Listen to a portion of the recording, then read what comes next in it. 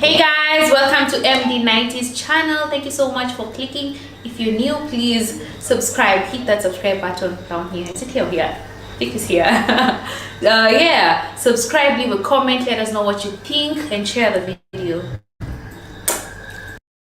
Well, if you remember very well, today there was a screaming headline in the newspapers, which was attributed to former Defense Minister Geoffrey Wayamwamba, GBM. It was published in the Daily Nation and attributed to him. And this is the headline that was attributed to GBM, which he has refuted.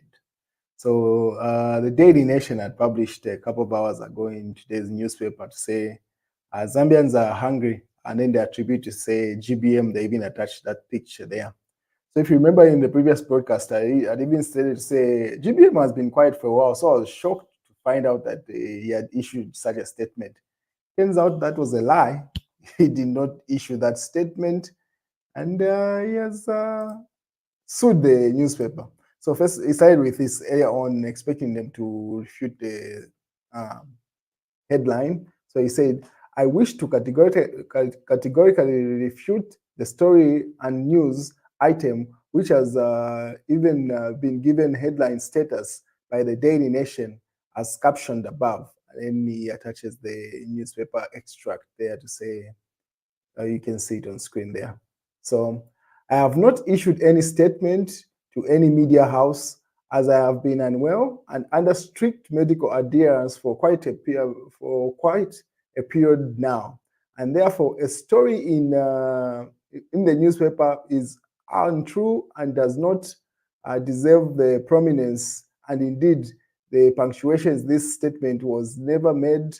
The publications, this statement was never made to them or any other media house for that matter. Additionally, Daily Nation has never covered my stories from the time I took them to court. So what has prompted them to carry my story this time?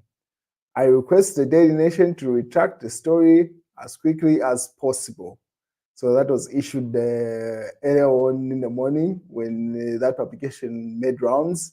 He wanted them to retract that publication, and he simply says they have not covered him. It seems like this is the second time that he's suing them. He has sued them before, so it's like, yo, I thought we are not in good books. How come you are publishing things that I have not uttered? So he demanded for that retraction, which wasn't done by the Daily Nation, and as expected, a couple of hours later, he issued a lawsuit against the newspaper. Putting out false information, attributing it to me, and I've been quiet for a while. So if that's the game, and then he issued this lawsuit. So, and then he goes further to say, this is still GBM. He says, as stated earlier, I've instructed my advocates to demand a retraction on the article attributed to me as the source by the Daily Nation. So he's referring to that particular news headline that I had shown you earlier on. And what the details of that publication stated was that Zambians are hungry, GBM says. There is so much hunger and suffering in the country. Advises the UPND government to stop intimidating and harassing former President Lungu, who is not responsible for their failure to deliver, they state. So that was those are the details that accompanied that particular news headline. The article allegedly refers to our client as the source of the story. This is totally untrue, and our client, who has been unwell over the past 10 months and has not issued any such statements, they say. We demand a retraction and an apology to be published prominently, as they said, the article within 48 hours. So pretty much he wants another news headline. That's the same way that they published that news headline. That is a lie. He wants them to do the same. So we'll wait and see how that plays out in today's newspaper. the Daily Nation does that.